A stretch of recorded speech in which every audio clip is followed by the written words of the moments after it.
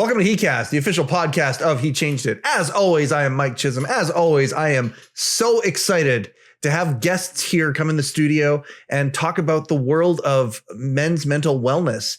If you haven't downloaded the He Changed It app, what the heck are you waiting for? Go to hechangedit.com, check it on out. You can see what he is all about. Whatever your technological denomination is, we have the app for you. Download the app, check it out. And we're going some amazing, amazing places with this thing. You ain't seen nothing yet. Get on board, be an early adopter of He Changed It, and get better and help people around you get better. Let's be better in the lives that we lead. As always, the conversations that we have here on heCast are around the world of men's mental wellness. Our guest today, Quentin Steen, I'm so excited to have him here today. He had a meeting with Candy and the team about the organization that he is with, potentially, looking around, seeing what it is that they do. And when she met Q, it was an unbelievable connection. She said, "Oh, Mike, we've got to have him on the podcast immediately and talk about what he does to make this world a better place." Q, thank you so much for taking time out of your busy schedule to be on heCast today. Well, I mean, I am a pretty important guy, so... No, I was just sitting at my desk working at Forge of Empires for about 20 minutes to give myself a brain break. So yeah. I'm stoked to have you here, man. Yeah, I'm really excited to be here too. I know that there's a few different places that we're going to take today's conversation. Yep. The first one, though, I want to talk about the idea. There's a big union here in Western Canada. I've encountered them many times in my world. I'm a financial planner. The audience, many of the audience knows that already. That's what I do as my day job, called CLAC. And I mean, this is a big. My connection with them is clients of mine who work up in oil and gas. Yep, that's right. Yeah. And so it's a big organization out here in Western Canada. Many people know what CLAC is. Now, that being said, when Candy met you and found out that you had a connection with CLAC and found out what you do with CLAC, she was absolutely blown away and encouraged by that. Can you tell people what you do for CLAC? Well, I'm a labor rep. I mean, that's how I started 15 years ago with CLAC and multiple industries. So it's, the typical rep role, bargaining, negotiations, grievance settlements, all the things that make your mental health go wild. Like essentially, like it's very, how can I say this? There's a lot of energy around the conversations, especially in those categories. So, and of course there's multiple people across, all those industries that look very differently and men and women. And so, it's interesting to go from a healthcare. You think that they would be sort of better suited for this type of like the mental health thing, that stuff that I do with our organization, but they're actually not. It's interesting. So what I do tens of thousands of members in this. Oh yeah, we've got about 70,000 members across Canada. And multiple industries, wall to wall. Most of BC has been built by most of our companies, and especially up in the oil patches. So, and I'll leave whatever your political leanings are, but at the end of the day, like if you look at all the roadways, like Peter Kiewit is a big one. Leadcore is another big one. So we got all these like fairly large companies. And so part of my role in the last number of years has evolved into member education, where I teach our stewards and our companies about labor law. But associated with that too, the other half of my role is working with mental health. About 7 years ago, we started to look at the issue of mental health in our own organization and realized we need some help. So we went to Mental Health Commission of Canada. The guy that I worked with at the time was a wellness director who was Dave Phillips, who have had a long-term relationship with it. And my wife used to work with him as he's a psychologist, child and family, top of the game. And so we started working with this mental health stuff, and it came on as a presenter, and haven't looked back. And part of my role is to go into our companies and to bring this thing online with them. And when I first took it, I just thought, geez, every Canadian needs to take this. You know what I mean? And it was just really eye-opening for me. And it's actually one of the trigger points for me to begin to do some serious digging in my own life. And what I teach our students, my students, and it's across the board from CEOs to emergency call centers, to even like sweat lodge elders. Like it just the gamut is amazing. But primarily what we do in those things is I just say, listen, in these courses, you're going to find yourself. And when you find yourself, earmark that, because that's your work that you need to do for you to have a better headspace to walk through your life as it is, regardless of the situations around you, because it is never about the situation. It is always about you in the middle of the situation. So that's where we sort of differentiate between being working with what you have, right, versus being reactive.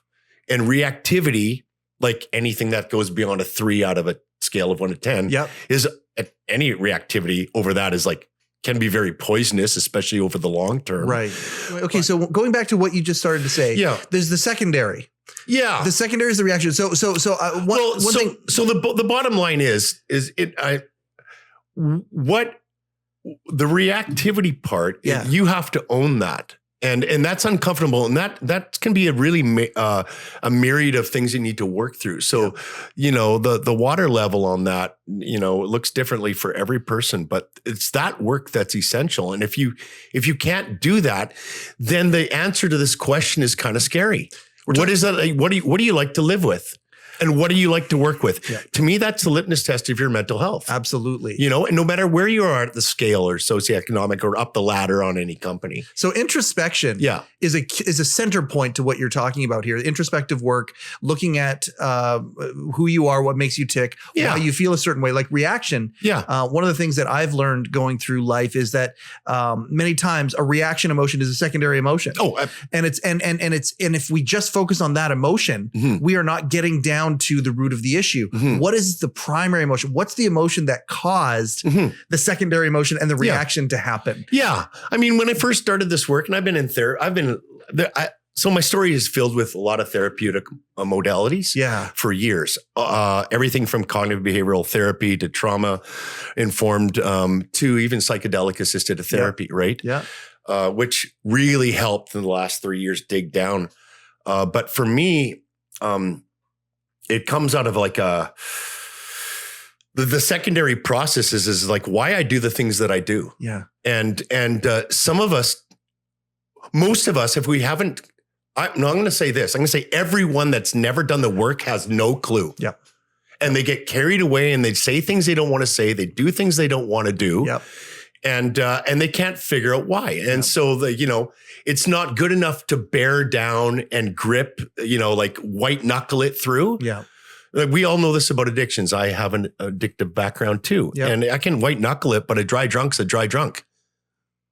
And so the idea is stop talking about, the drinking part and our addiction. Let's talk about why. Gabor Mate is a fantastic individual as he unraveled that piece. Absolutely. And so when I started to look at my own life, like very introspectively, I realized a couple things. Like there's stuff there, A. B, I don't really know where it's coming from, but C, it's affecting me every single day because I'm a shitbag to work with right now and to live with. In that respect, I'm I don't know if I'm fairly, my personality is very like overbearing, but some of that is just overcompensation for stuff, in my background. I don't know if this is of interest to you, but it is for me whenever I listen to anybody on a podcast or a presenter, I want to know their story. Like what's the narrative that you're telling yourself? Right. And so for some of us, that takes a decoding. And so that you can enter the same situation, but encode it differently. So if column A is, the thing that happens, someone cuts me off, right? My emotional response is anger because they cut me off. Right. And the thought process, the B column, that's a C column. The B column would be the encoding part. Well, how am I encoding this? He's challenging me. Right. He's a bully. Right. I don't matter. And And that might not seem like a lot for some people, but for me, it's deeply rooted in my history. Okay. And so my reaction is rage. Right. Right. Or I could look at it. If rage is possible, also peace on the other end of the pendulum is possible. Right. So what makes the difference? What makes the difference? Not the situation. Yeah. It's not the emotional response. Yep. It's understanding why you have the emotional response, what's it attached to thought wise, yep. and then reworking that to what's actually accurate. And that sometimes you can't do on your own. You need help. And so that's where the therapy comes in. So I don't know if maybe I should, I'm just going to give her. So I'm 55 years old. Yeah. I'm currently separated. Yep. Have been for a couple of years. And that's a long story because, all relationships, they evolve and versions show up and then you need to do the work to make sure the versions, are still compatible. And so sometimes it just doesn't work out. I have 3 adult kids, 27, 21, or 25 and 21. And so my history is, I essentially, in a nutshell, I was adopted from a young age, and I ended up sort of at that time you could be taken home by wet nurses, like for the evening, and so there was one occasion where I was brought home to this nurse's place, but she dropped me on the pavement in Calgary. And I didn't ever think anything of that, but it came up in therapy and my therapist says, oh, your brain remembers that. And now your brain's looking for the sidewalk, no matter what that looks like. Oh, no kidding. So for instance, I go if I'm near the hospital or I'm just driving, got a pain in my head. But what is that? It's an aneurysm. Pain in the kidney. What's that? Kidney failure, that kind of shit. Yep. And it just kept going because my brain, my amygdala is looking for danger and everything it encodes is danger. So the guy cutting me off is danger. Why? Because it's connected to a childhood filled with being bullied and beat up. I honestly, we were talking about this the other day in our staff room. They're talking about, one of my colleagues said one of her son is being bothered by and picked on by grade 5s. He's in grade 3, getting to say things that he doesn't know. And then he comes home and he's horrified by it. Right. Yep. And so we talked about bullying. I said, I just put it out there and I didn't want an argument or anything. I just said, like, I can't remember from childhood all the way through high school a week where I wasn't beat up. Right. And not emotionally and physically. No. Yeah. I could take the ass kicking. Yeah. I still can.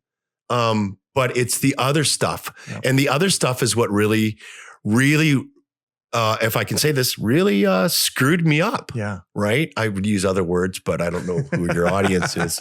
And I don't know if my organization is going to freak out if I use verbiage. We talk like but yeah. Okay. So at the end of the day, there was one, this is what it looked like.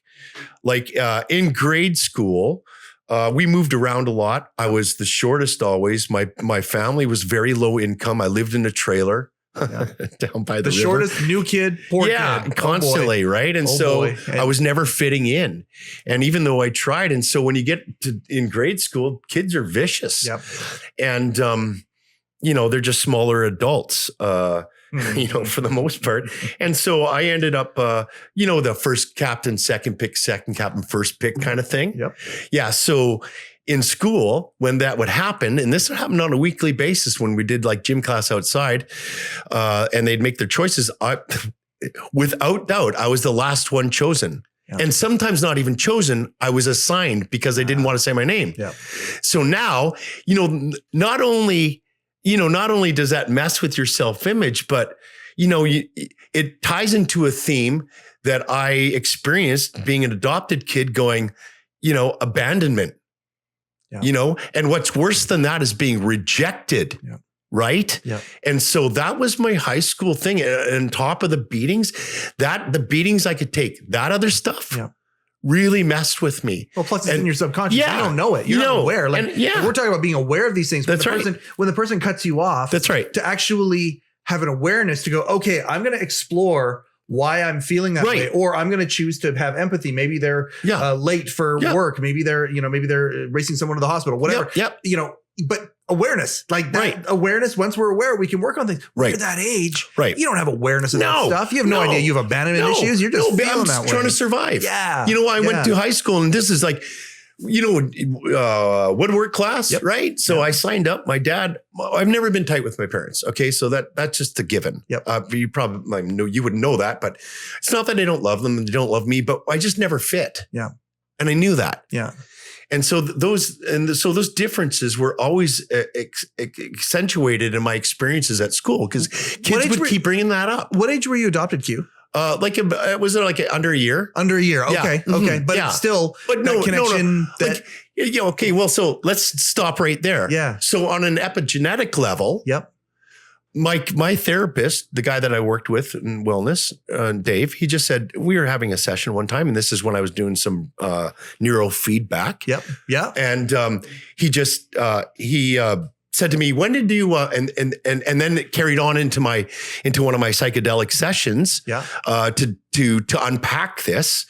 But he just said, when did you know your mother was going to give you up for adoption? And what had happened is 2 years earlier, I found her on Facebook. No kidding. Yeah, no. In fact, it was me and 23, my you did the genetic test and all that. My sister-in-law signed me up. I didn't know, and she had all the the ancestry.com, and then me and 23, and I put them together, and then she said, I got some information for you that you might want to know, and she actually found either my father or my mother. Wow. And then there is, in a weird sort of circumstance, a third cousin. Right, in my birth family, got a hold of me. And so I worked with her to try to get a hold of my mom.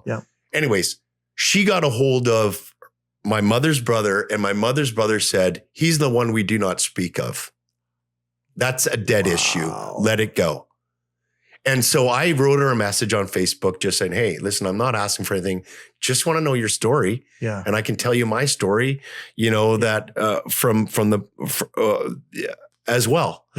But I never heard from her. And here's the kick shit of it. I looked at a picture where, this, and it's in a Soyuz.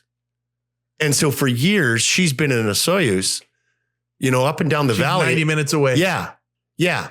And so that kind of shit sticks with you. Right. And so those rejection and abandonment, and they're all what I would call my firefighters and my managers and my what I would call my, in Dr. Schwartz has a great book called No Bad Parts, but my exiles.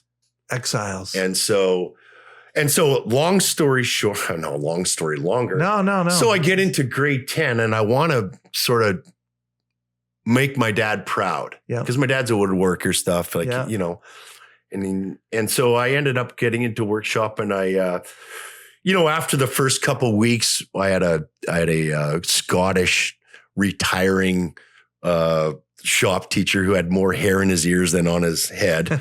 And so he would, at the very beginning of the class for the first 2 weeks, he'd tell us, hey, and this is the 80s, right? So hey, there's a drill press. Don't get your hair, your mullet in there. Don't cut your fingers off the bandsaw, blah, blah, blah, Don't get your fingers through the blade. Yeah. So essentially all that stuff. And then in the following that, they gave us a project. And so it was either a cutting board or a checkerboard. And essentially it's the same thing. It just looks patterned differently. But then he would, sort of send us off. He welcome us, then go into his office, close the door, and eat a sandwich until 2 hours later. And this, sometimes it was one block during the week, or sometimes two.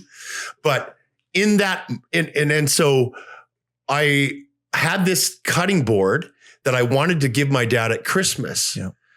And what I gave to him at Christmas instead was my report card that said that I didn't finish, I failed woodwork because I didn't finish my term project.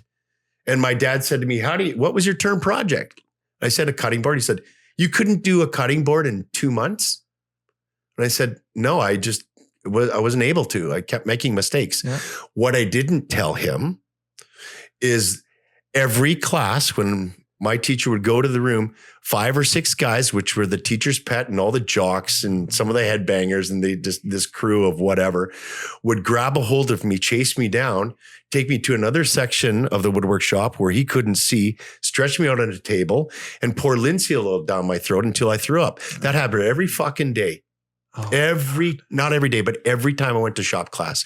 And then the occasional time Mr. Greer would come out and I'd be covered and he'd send me to the office as the shit disturber. So that kind of stuff, and so I made some vows very early on in life saying, I will never be rejected again and I will never be bullied again. Yeah. Well, like, good luck with that. Yeah. Because like, that's kind of the world we live in. Yeah. And so I did not know how to orient myself. So I took those never want to be bullied and never want to be rejected into my adult life. And it affected my relationships. Yeah.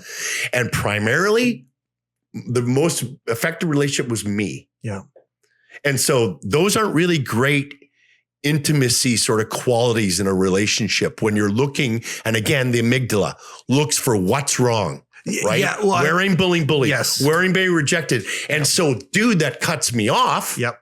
Right. Yep. He's a bully. Yep. In lineup and save on, I'm sure you can appreciate this. 50 items or less. And the bastard's got 27. Why do I know? Because I counted them. And it makes me just want to go, what makes you more important? Like that is what I do not like. Yep. Well, justice is a real thing. Absolutely. Like, it grows inside. Absolutely. And when you feel it, there's not a lot of introspection unless you have those tools. You built those tools. Yeah. When somebody is, they're centered around justice. Yeah. Whatever that looks like. Yeah. Little things like that will absolutely set you off. Yep. And what you'll be bringing to it is not just the emotion of the situation, but the emotion of the past. That's right. And so a huge part of what we as humans need to do is find those things in the past that carry weight into today, and we need to rectify them, deal with them. I don't know how you would, we need to recognize them anyway, and then go from there. Well, there's a huge process to it, right? Like, I mean, part of my stuff, it's not just about the therapy modalities I've been a part of and my own internal work, but even things like practical stuff. My 25th anniversary or 25th, anniversary of grad. Yeah, that was it. Yeah. The grad was great because I was given 2 people that were, two girls that had no date because I had no date. So that was all the losers got together, right? So that's all the ones that weren't picked by the captains. So, but even things like that grad reunion, I was at my therapist and he just said, you got to go, man. It's a demon you got to take care of.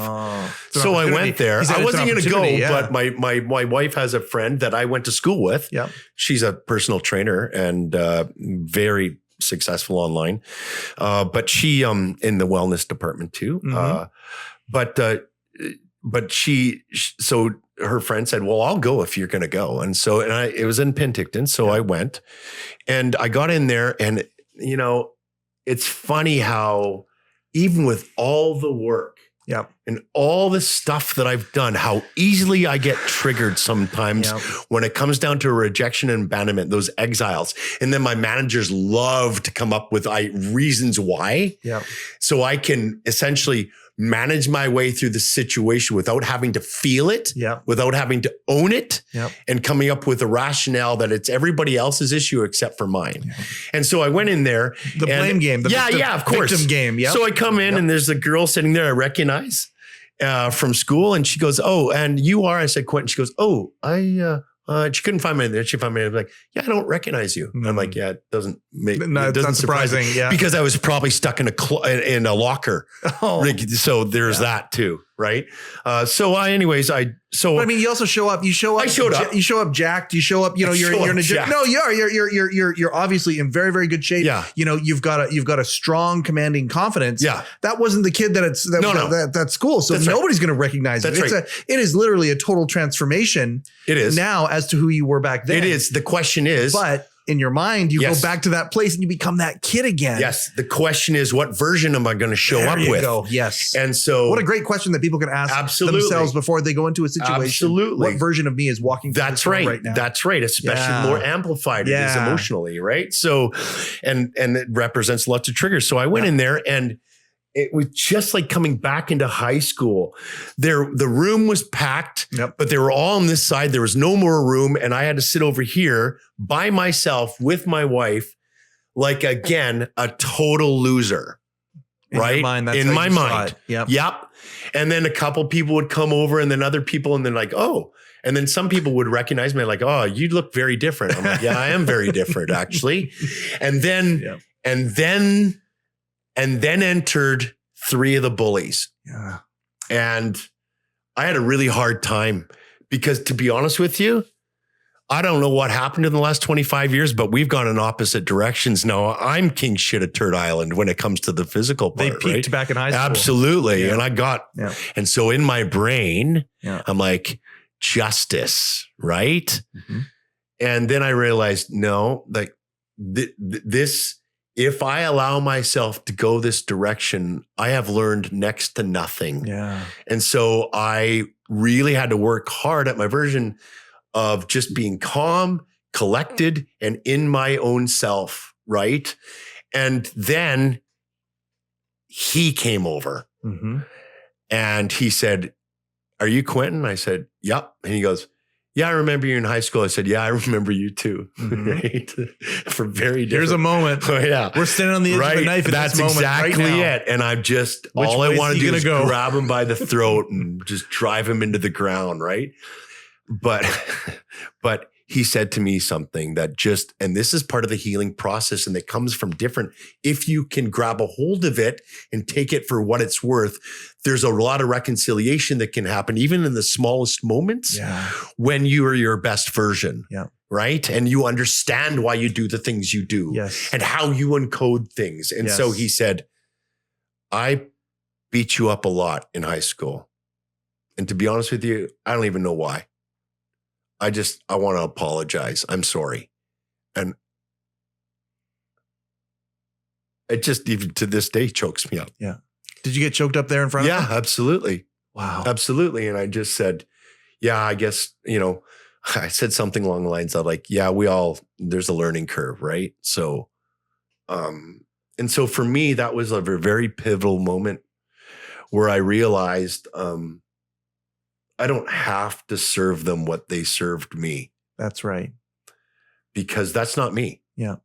Like I'm naturally aggressive, but that comes out of history stuff, but that's also part of my personality. It's also how you're wired too. Yeah. That's how I'm wired. A lot of guys that's are wired why I'm good at what I do. Yeah. Right. Like I'm not, like in our union is based on collaboration, but if you want to ratchet it up, we can ratchet it up. I have no problem doing that. Yeah. Right. But then, for me, it's just been a self-discovery piece. And I am a better person to live and work with than I was 5 years ago. And for sure 10 years ago. Mm-hmm.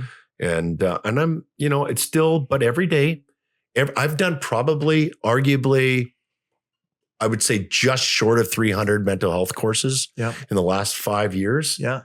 From all different, modalities. And every time I learned something new about myself. Mm-hmm. And so I'm a work in progress, right? And for me, that's really, really important. I don't think I'm ever going to, and I have a history, mental health history. I've had, of course, because of my upbringing, I have, I have those issues that I worked with. And I should say this too, to finish that point. Yeah. When I told my therapist, by the way, back to that story, that my mother had made plans when she found out I was pregnant, he said this, and this is just mind blowing. And this is before I knew about all this stuff. He said, you're epigenetically when she decided to abandon you. Yes. They're chemically speaking, that's imprinted in you. You were born rejected and abandoned. So let's just start with that. Yep. Now, what do you do with that? Yep. Right. And that just blew my mind. Yeah. Like on an epigenetic level, while I'm still a fetus. Yep. Like it's like alcohol, right? Yep. Same thing. Yep. It's no different.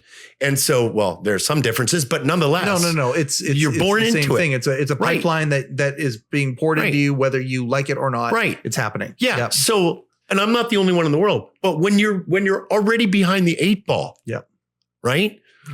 Like if you're on behind the 8 ball in a sort of a sarcastic sort of way, and you don't do the work, you're probably going to end up putting 8 balls up your nose, right? So, this is where people get into this. They get into this because they don't have this awareness. Let me ask you this question, because I want to go back to the high school gym for a second. Yeah.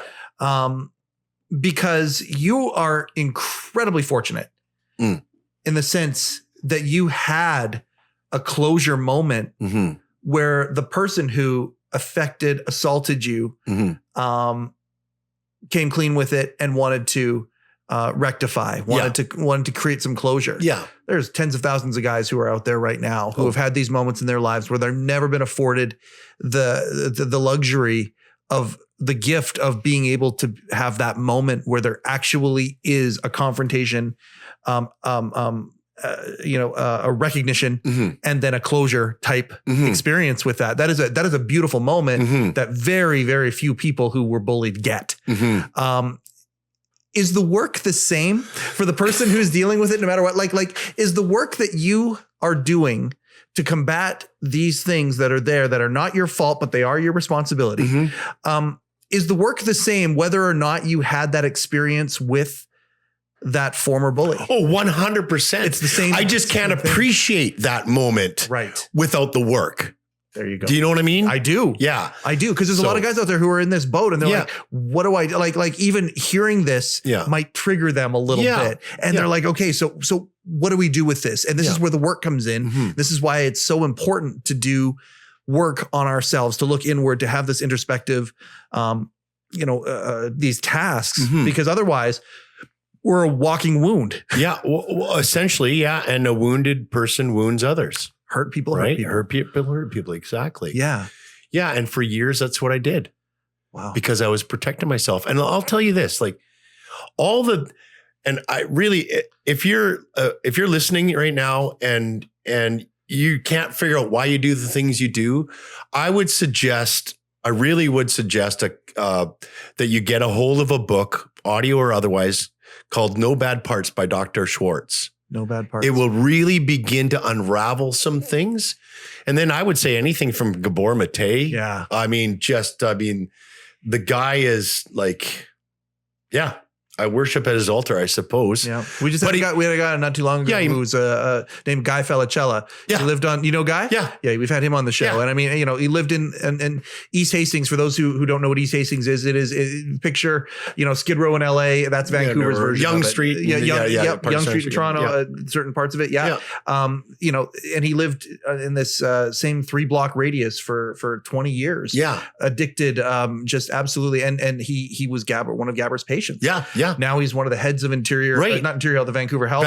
Fraser, he's kind of one of the most powerful people in our province when it comes to dealing with mental wellness, addiction, all of that sort of stuff, because of exactly what you're talking about.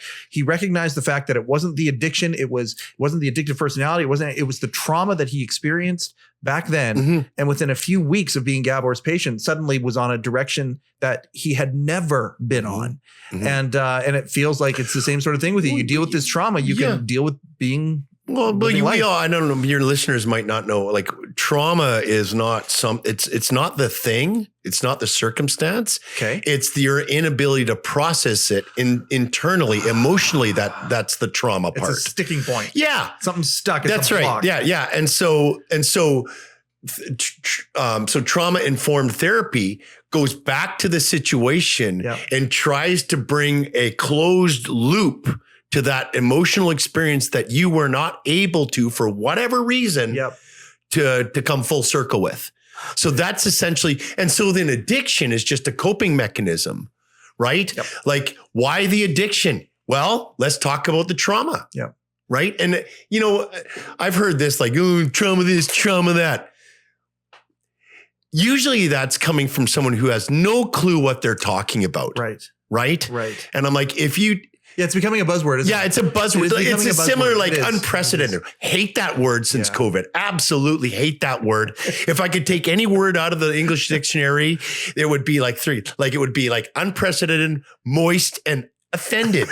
Everyone hates moist and offended. Like, you know what? Offended? What are you going to be?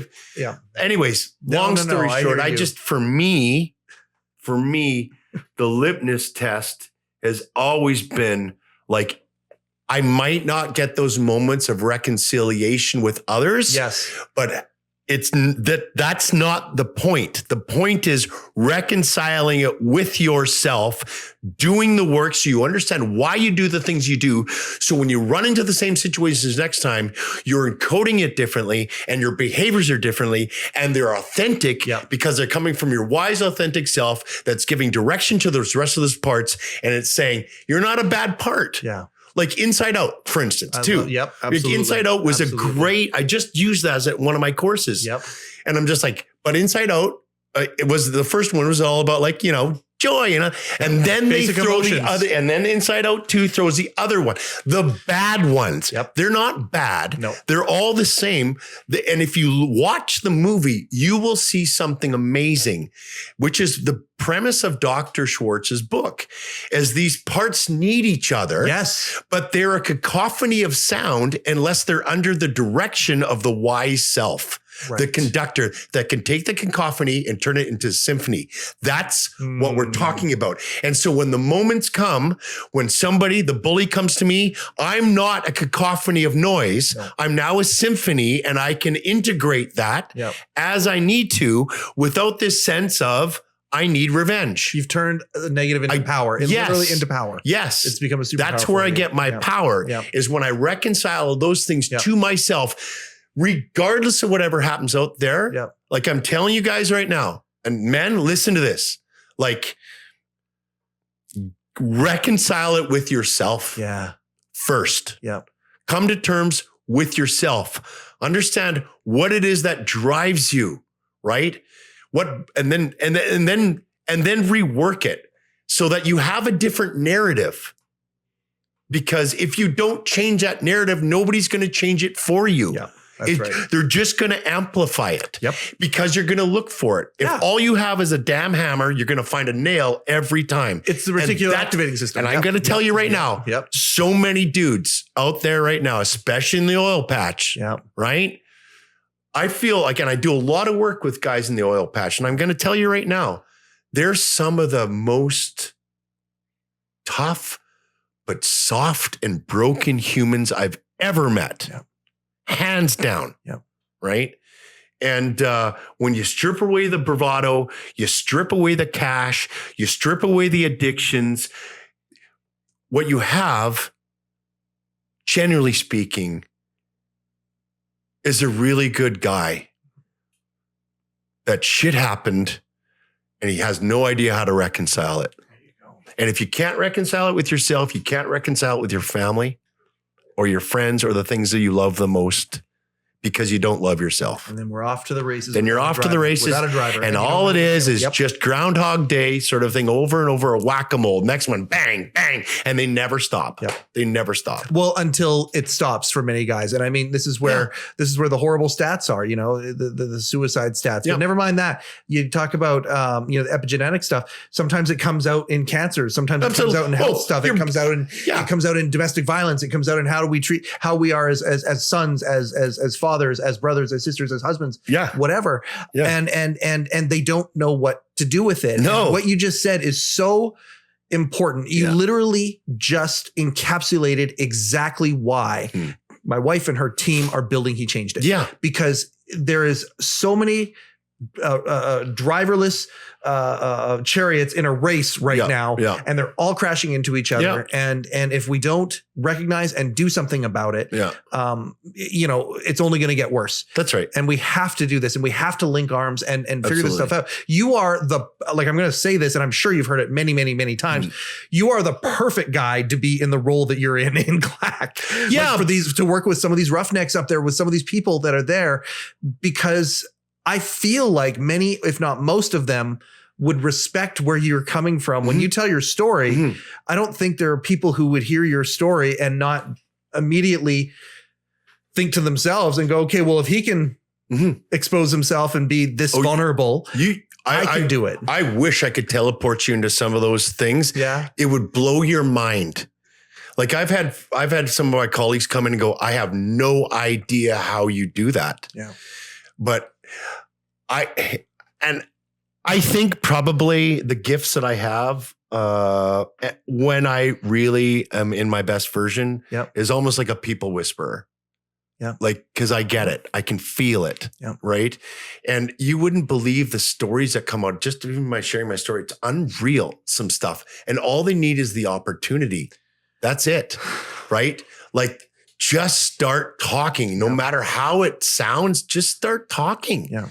You know, and then let's see where it goes from there. But I'm never gonna probably ever going to grow out of my anxiety and my depressive, like I got clinical depression I work with every day. Yep. I have an anxiety disorder. I had an addiction with alcohol. Yep.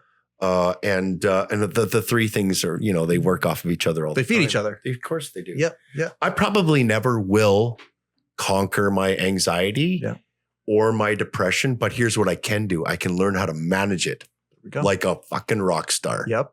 Right? Oh, see, that statement gives a lot of people hope. That's right. If you're out there, you can manage it. That's right. You know, and and it's not like I'm saying, hey, follow me because I'm doing it perfectly. No, here's why I get the responses I do from oil patch to like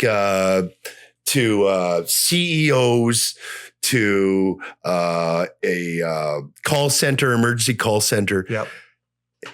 The reason why I get the responses, I think, is because I understand my own brokenness. Mm-hmm.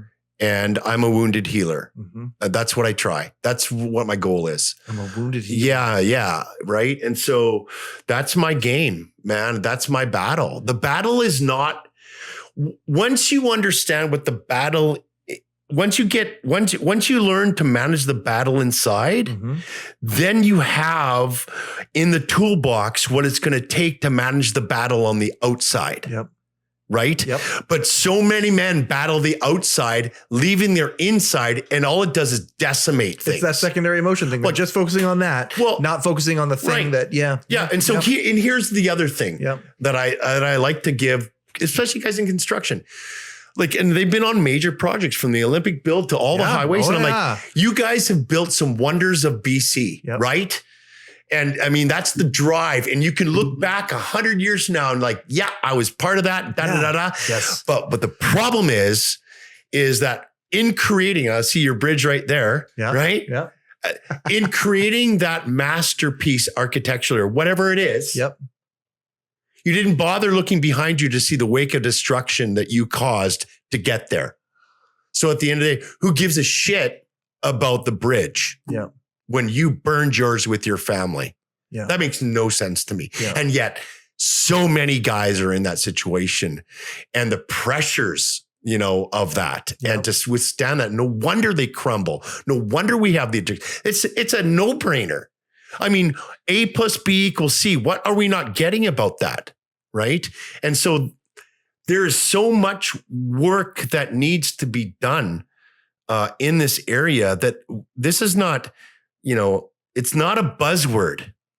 Yeah. It's been in we're talking about however many millions of years of evolution. Yeah. Right. Yeah. And our brains are complex and we know more about our brains than ever before. And it is exciting. Yeah.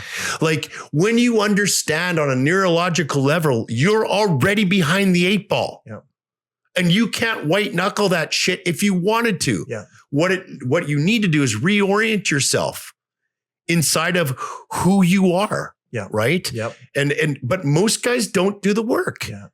Because most of them are busy like paying bills and fighting addictions and trying to keep their relationships together and looking for the next job, you know, and it's sad sometimes. Sometimes I go into a room and you know, the thing that really is disheartening for me more than anything else is when I feel there's a loss of hope. Yes. It's not your addiction. Yeah. It's not your issues. Yeah. It's the fact that you've given up. Yep.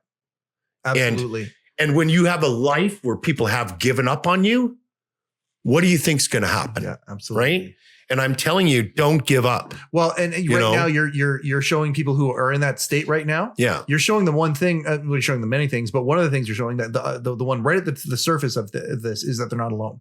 They're not alone. And how important is it to know that you're not alone? You're not the only one who feels the way. You're not the only one who's going through what you're going through right now. That's right. And guess what? A lot of other people who have gone through it before, if you fast forward, they're actually okay now. Yeah. And you could be okay. You can be in that place too. You're talking about doing the work, Q, and I gotta ask you about this because I know we had Peg on the podcast not too long ago. And Peg's awesome. And I mean, he was even, it's funny. I'll share this with you. Yeah. And I'll truncate real quick just in case the viewers or listeners haven't watched the episode yet. Wait, where am I looking? Am I looking at? No, keep looking at me. Oh yeah, I don't know. Every once in a while, you're looking over there. I don't know if I look over there. I don't know. There's two goons behind there. I don't know. By the way, I don't like my back to people, so that's a thing, right? So. I don't know. I think I think I'd take both of them anyways because I've got one nasty hobbit ring. No, you would. You would. It's all good. It's all good. The first time you guys ever been referred to as goons? Yeah. Every once in a while, I'll give a little wink to the camera. But Peg, he came on a few weeks ago and he runs psilocybin retreats, therapeutic psilocybin retreats. Yeah. And he even said, you know what, we should do something where, find a few guys in the He Changed It community and maybe we could do a retreat together. And that's what, and we could document and maybe create a podcast of it. And I was like, yes, he came up with that on the air, like literally while we were recording. Yeah, of course. That's like Peg. Fantastic. Yeah. It's funny. I went to a couple guys who are in this and I kind of threw it by them. Immediately thinking they would want to be a part of it. Yeah. Both of them threw up hesitation. And I was like, interesting. Because they know what He Changed It's all about. And they threw up. And this is what the question I have for you goes. So we're going back. The reason that they kind of threw up hesitation was because they were intimidated by the idea of what you just said. They were intimidated by the work. Yeah. The guys who are willing to do the work. And one of the things that I want to throw out there to you, because I suspect I know what the answer is. It's easier than you think. It's not, when doing the work doesn't have to be something that is like overwhelming. Yeah. It can be simple little steps that take you there. How do you eat an elephant? One bite at a time. Yeah. You don't take on the whole darn thing. That's right. But many guys, when you throw out the idea of doing the work, right, they think they're trying to eat the elephant in one bite. Well, and it's not that overwhelming. It doesn't have to be overwhelming to do the work, does it? No, because it's the forest from the trees, right? Sort of thing. Yep. So let me show you a really good, I think this is a good example of what you're getting at. So my last session, and by the way, Peg's a good friend of mine. We go back along. We've done a lot of things together. I help facilitate some of those workshops. So if we do one here, I'm in. I'm a amazing gamer. work that he's doing. Oh, it's unreal. It's unreal. Yeah. It's a great guy. Anyways, so Peg was actually sort of part of this, but in another, I've had about four sessions, 5 sessions from, I use, from psilocybin and ketamine and then MDMA. Yep. So, and specifically work with the traumatized part. So my second to last one was so we set an intention, right? So in our 12 weeks, we walk through things, we get to know each other, and then we set the intention, and we work on our intentions together, sometimes the week before, but the day of. Yep. And so my intention for this day was to have a conversation. I remember this was actually here in Kelowna. No kidding. Yeah. Up in East Kelowna, at a therapist place. And I had my therapist and another one. And for the female and male, so I can have because I really believe in the divine feminine too. Yep. So anyways, we've had episodes about that on okay. heCast. So that's absolutely nothing new to people. Okay, good. Yeah. So anyways, so I said to my therapist, I said, I actually want to have a conversation with whiskey. And they're like, what? Yeah, I want to have a conversation because my parts have a conversation going on that I am not aware of. I just get caught up in the residual part of it. What a great way of looking at it. Yeah. So she said to me, nobody has ever done that. They all want to get rid of it. Right. And I'm like, I'm not. And I'm saying, no, I know I'm not going to get rid of it. Yeah. Right. I want to have a conversation with it first. Yep. Right. And so I brought a little Alberta Premium flask and I had a photocopy of pictures of what I consider my parts. Yeah. And each one of them was in there. And so through this 6 hours, I ended up having a conversation, and about with the whiskey and my parts in the bottle. And it was funny because there were so many things that happened, but I'll just nail the highlights. The highlights were that this conversation kind of took a life of its own. Mm-hmm. And I literally said out loud and like, so what is it that you guys are talking about that I don't know anything about? And I prefaced it by this. I said, I'm not going to kick you out. Yeah. I want to have a conversation. You created a safe space for the whiskey. Listen, I'm not going to abandon you. Yeah. Okay. Oh, man. Right? So, right. Or this is not a rejection. Yeah. This is a conversation of understanding. Right. Wow. Because my next version requires this. Yeah. And so I had a conversation and basically, and it's lots of metaphors too, but I found myself unscrewing and screwing back the cap, unscrewing and screwing the back cap. And what came to me at that point was my wise self, that conductor. You call it whoever you want. Sure. The authentic self says like, this is what you need to understand with no matter what's discussed, your agency is what matters. You can, or you don't, you can, or you don't need to. Right. It's your choice. It's your choice. Right? No one's forcing you. Yeah. So then it got to this thing and I kind of settled on something. I said, okay, well, I understand what's going on right now. I won't get into the all details because it's pretty graphic, but I came to a stop and then my parts, it was so clear to me that say, you're not done yet. And I went, what do you mean I'm not done? What else do you guys discuss? I don't know. He's like, you need to apologize. Apologize? You're apologizing to whiskey. Right. I said, who? Yeah. Whiskey? Yeah. Why? Because you asked it to do something that you didn't want to do yourself. And now you blame it. Oh, see, there you go. Holy shit. Yeah. And when I recognize, holy shit. So freeing. Are you kidding me? Yeah. And it's not that I don't have it anymore, but I am not I use my agency now. I can or I don't need to. Yeah. And the question and so my coping mechanism is, and there's going to be a lot of maybe people that disagree with me on this one. Sure. But I'll tell you what, it doesn't rule my life. It doesn't change me. Yeah. I'm the one that decides now. And I recognize why I do drink. Mm-hmm.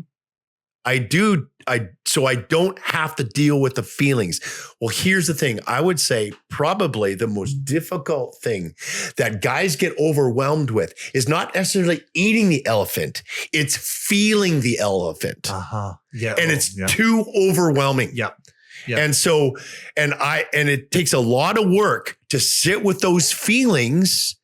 And as they are, without trying to change them and manipulate them and go, this is part of me. And what is it that you want to tell me right now? Mm-hmm. Right. And so, but that takes some work to figure out like how to have those conversations with self. Definitely. But it starts with this.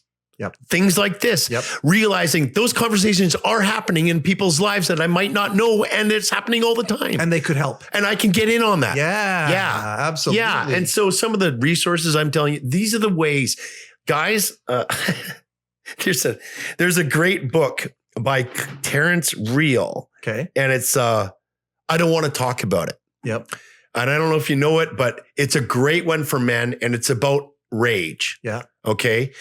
And it's, and so when I was first given this book from my therapist, when I was reading it, I was so captivated by it. It would choke me up because it's almost like it followed me around. Yeah.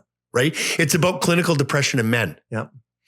And that low level of rage that's right underneath the surface. You know, these guys, I'm one of those guys. My dad used to be. Defeated rage. Yep. That's right. Yep. And so they pop off at anything. Yep. Right. Because their amygdala is looking for it. Yep. Right. Yeah. And whatever their narrative is, right. Yep. That's what feeds it. And so it's easy to find. Yeah. And so I was in the airport in Vancouver. Oh, sorry. Okay. Sorry, guys. Sound guys. That's what happens when I do too many things at once, like breathe and talk. The goons are fine. Yeah, the goons are over there. Yeah, okay. Goon. Goonies, by the way, is a great movie. Absolutely. Can't wait for the second one if they're ever so.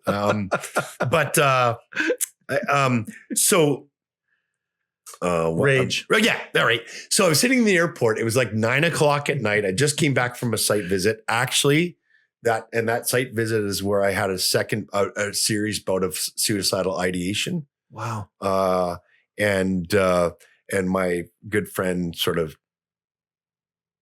I talked to him for 2 hours. He maybe said five things. Yeah.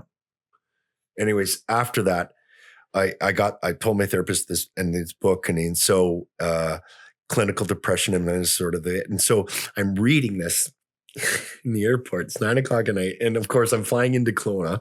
So I'm in a part of the airport that nobody goes to ever. Sure. Right. 9:00 at night. And it's me and some dude who's pushing a cleaning machine. Yeah. And an older lady. She's probably late 60s. Yeah. Probably about 50 feet away from me. Yeah. And we're sitting out there and I'm reading this book and I cannot control my emotions. And I shouldn't say that. It's not about control.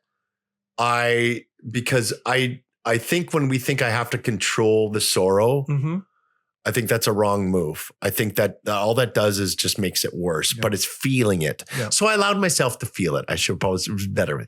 And so of course I was sobbing. Yeah. Like it would really hit me hard. Yeah. And then I heard this, "Excuse me, sir, is everything okay?" Yeah. And it's this older lady. And I said, yeah, everything's, I have like liquid come out of every orifice in my body. Well, not every orifice, but most of them. Yeah. And I said, no, it's okay. I'm just reading a book. And she says, and then she says, it was a pregnant pause. And she says, "Oh, what are you reading?" And I said, "I just want to talk. I don't want to talk about it." And she said, "Oh, I'm sorry. I didn't mean to interfere with you." And I'm like, no, I said, it's the title of the book. And it's about clinical depression in men and rage. And then we had this amazing conversation. I did not know her, right? But she represented at that moment the wise self that's buried inside of me. And she didn't say really anything other than the notion that I see you. Yes. She held space and that was it. She held space. You existed and that was let me give you this. Yep. That is what every person wants and needs. But some of us are so scared shitless of showing our authentic selves that we give up our authentic selves to stay attached. And sometimes the attachment's not worth it because it's completely unhealthy. Right. Right. So we abandon ourselves. Right. And so, what was I getting at? I was getting at something. Just help me with this. No. It's eating the elephant. It's the overwhelm. Then we moved over to the rage. It's okay to talk. Okay. You were alone there. And it was going through the idea of, we talked about bite-sizing it is where it all came from. It all came from bite-sizing this stuff. Yeah. I'll probably remember it in about 5 minutes from now, but I'll come back to it. But anyways, long story short, for me, that was a real pivotal moment because it reminded me something of, then this is my point. There we go. You've seen the movie Hook? Yeah. Okay. So Peter Pan. Old Peter Pan. Yeah. Right? Yep. Robin Williams. Yep.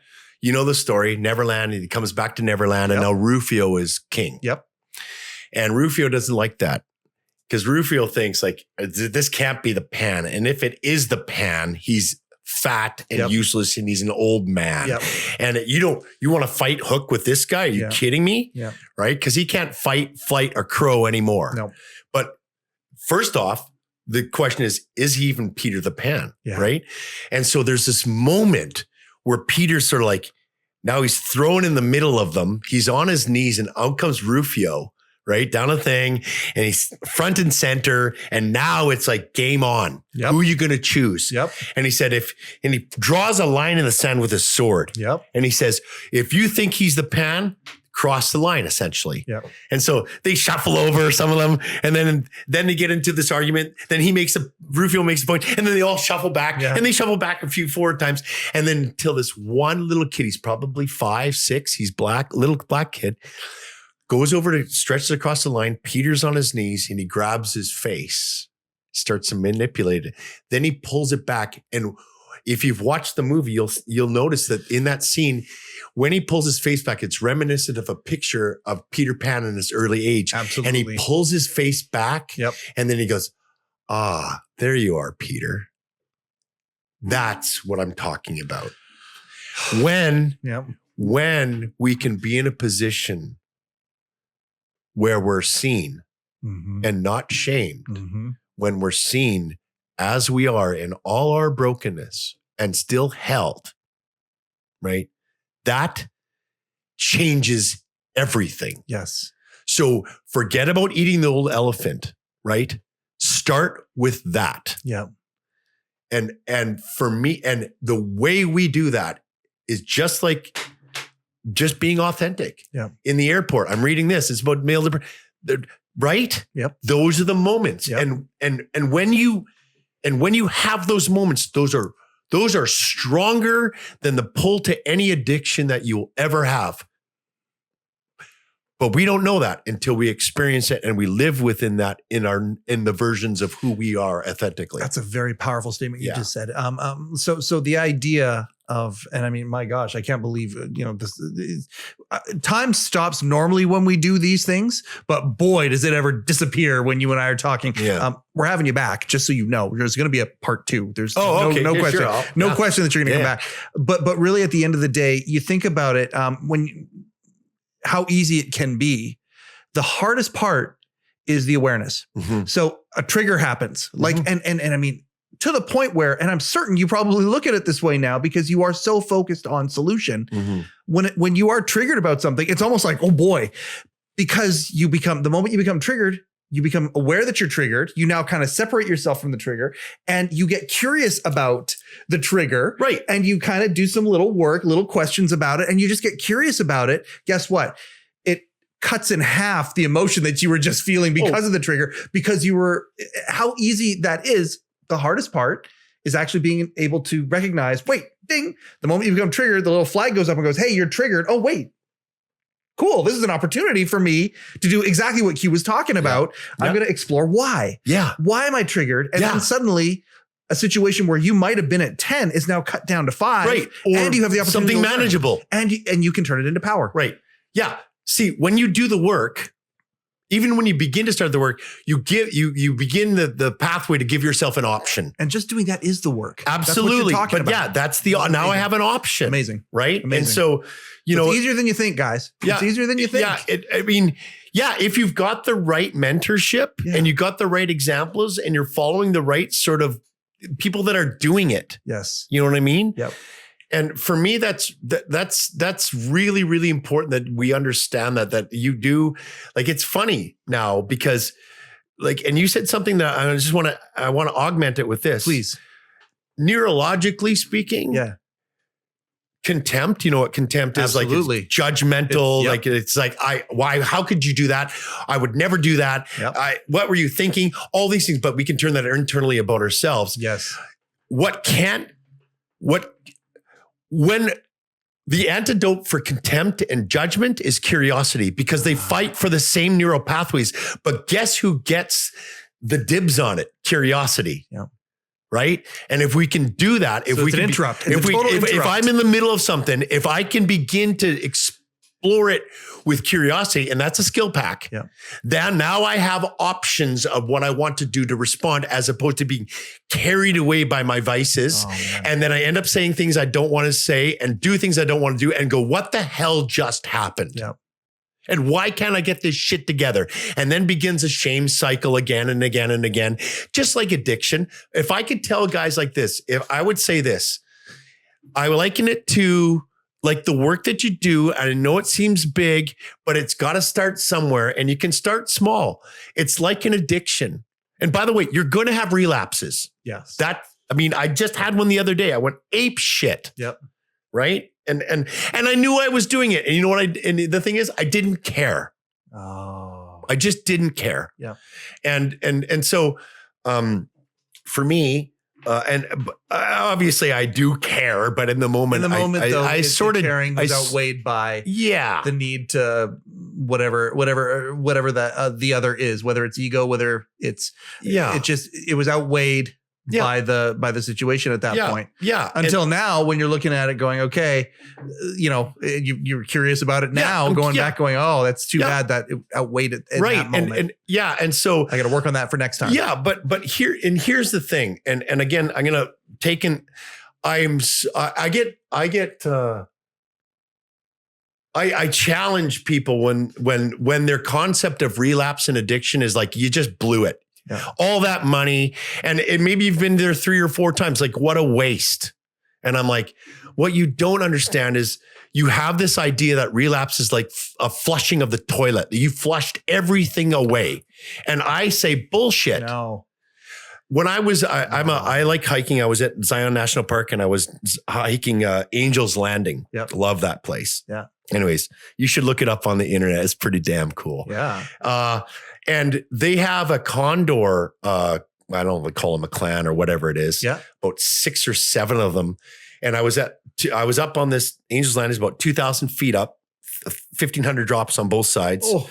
And I saw this bird and it started getting closer and I realized, oh, that's a condor. And it had a wingspan of like 9-10 feet. It was massive, but he came so close, like literally 10 feet away from me, that I could hear the wind go through his wings. And then another one came and another one came. There was like 5 of them and they'd go off in the distance. And then you'd see them do something that was very interesting. They dip down, right? Yeah. And then all of a sudden they shoot back up. And I'm like, because they're catching thermal drafts. What if our concept of relapse and eating the elephant was more along the lines of, it's not flushing it down the toilet, but it's catching the next thermal like draft of understanding and the ability to put that understanding into being. Like if that was if we could look at addiction like that, I think it would change the way we work with it. If we could change our idea of like, Jesus, I got all this work and it's just overwhelming. I don't want to do it, blah, blah, blah. If we could change it and go, and you can get there and begin to do it. When you do have those moments when you fall back, if you can replace that with a thermal draft instead of a toilet bowl, you've got something. It's literally an opportunity. It's an opportunity now. Yeah. And so when I'm in my classes, like I am looking for those moments where I can say that's actually a thermal draft. You just don't recognize it. Yeah. It's an opportunity. And you're not the way you were a year ago or 6 months ago or 3 months ago.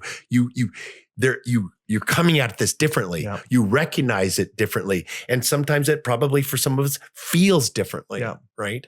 But at the end of the day, like I'm going to say, like, you know what? It's your responsibility. Not everything's our fault, but everything is our responsibility. That's absolutely right. Yep. Like nobody is coming to save you. Yes. Just understand that, guys. Nobody's coming to save you. And what I mean by that is nobody's going to do your work for you. Yep. That's what I mean by save you. Yep. That's your work to do. You got to figure that shit out, because if you don't, welcome to chaos. Yeah. And all you're going to do then is you're going to live in a world dominated by chaos because you have no other way of how to deal with life and those strong emotions. You don't know how to sit with them.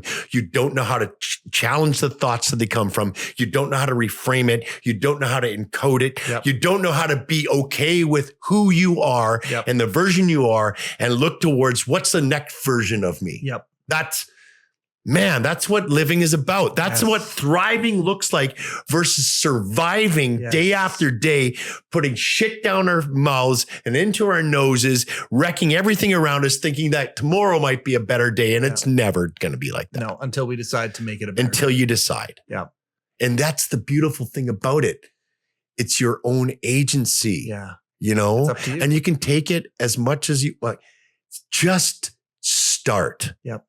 Just start. And if your starting is just about listening to these types of things, then that's a great place. Yeah. You know, you're worth it. You really are. Oh, you know, how many guys need to just hear that? Yeah. How many guys just need to hear for a second, you're worth it. And it's like you said earlier, have someone hold space for who they are, for them to be who they are. It's so simple. And it's not what you're building. No. It's not what you've done. No. It's not your skills. It's not your ability. It's there you are, Peter. I see you. That has nothing to do with what you do, or that's all who you are. Yes. Right. And yeah, there are some people that can't do that for you. Fine. Then why are you spending time with them? Oh, that's a great point too. But like you might be your own worst enemy. Yep. Right. Environment means a lot. And this guys in the oil patch, it's tough. Mm-hmm. It's really tough. But like, I mean, I say this to myself. If you want real change in your life, if you want to live with a version of yourself that you really like, work on your relationships, but start with you, because you can't give to others what you cannot give to yourself. It's just a fabrication.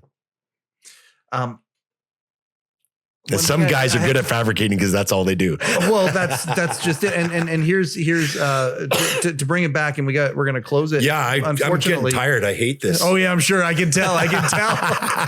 You're just getting started. I mean, I know, many people have said this to you in the past. I mean, man, you should have your own podcast. You should have your own show. But really, at the end of the day, with what you do every day, I just want to say, I'm very grateful.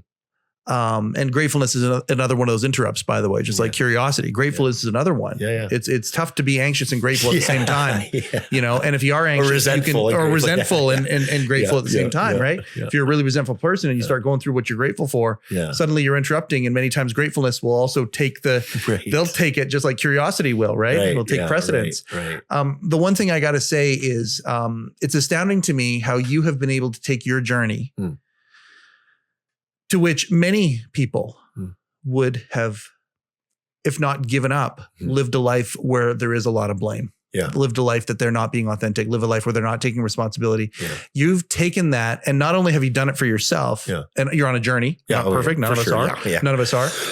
Journey is another one of those words, those buzzwords that's out there, right? But it's unprecedented journey. Unprecedented journey. You're right. Unprecedented moist journeys that offend all of us.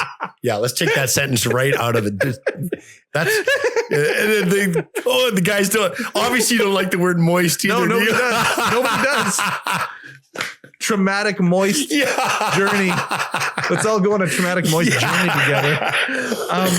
But you are taking your journey, and you're not just taking responsibility, but you're using it to springboard to help others. And that's gotta feel satisfying there, because we all want this purpose. We want to have a life that has some purpose to it.